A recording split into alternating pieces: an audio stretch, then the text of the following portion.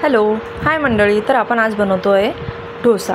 हा डोसा आहे मुगाची डाळ आणि चण्याच्या डाळीपासून। तर चला बघूया आपण याची रेसिपी।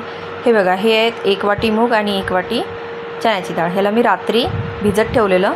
रात्रभर भिजत ठेवल्यानंतर याचं सकाळी मी पाणी काढलं आहे आणि आता यातला आपण बारीक करून घेऊया। बारीक करताना याच्यात आपल्याला टाकायचं आहे 4 ते 5 पाकळ्या लसणाच्या, 3 मिरच्या आणि जिरे आणि चवीपुरते मीठ। तर चला मी मिरची घेते बघा।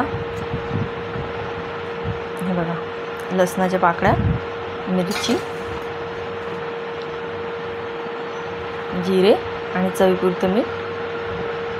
त्याला चांगलं बारीक करून घेतलं आहे बघा, मस्त।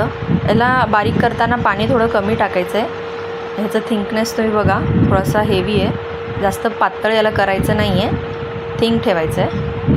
तर हे सगळं काढून घेऊया, एका बाउलमध्ये मिक्स करूया आणि पटापट डोसे तयार करायला घेऊया। चला, छान झालं आहे बघा, एक बाउलभर।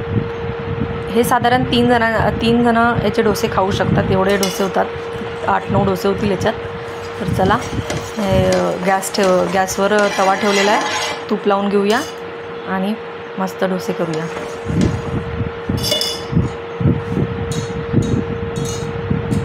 तवा छान तापला आहे, तर आता आपण आपलं बॅटर टाकूया।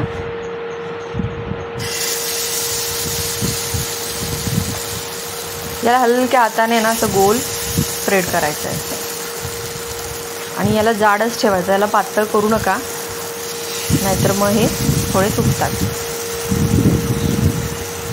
तर बघा, असं चारी बाजूने टाकून घेऊया, गोल करून घेऊया। मी याच्यासोबत शेंगदाण्याची चटणी सर्व करते। शेंगदाण्याची चटणी मी झटपट बनवली आहे, एखाद्या वेळेस ती रेसिपी पण मी तुमच्यासोबत शेअर करेल।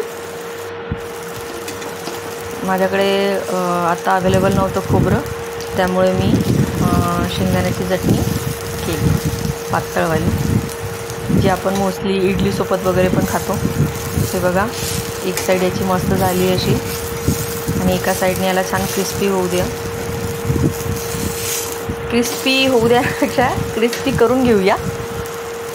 बघा, हे मस्त असा झाला आहे। तर चला, या तुम्ही पण खायला आणि नक्की माझी रेसिपी सांगा कशी झाली आहे, काय झाली आहे, आणि आवडल्यास लाईक करा, शेअर करा आणि सबस्क्राईब करा।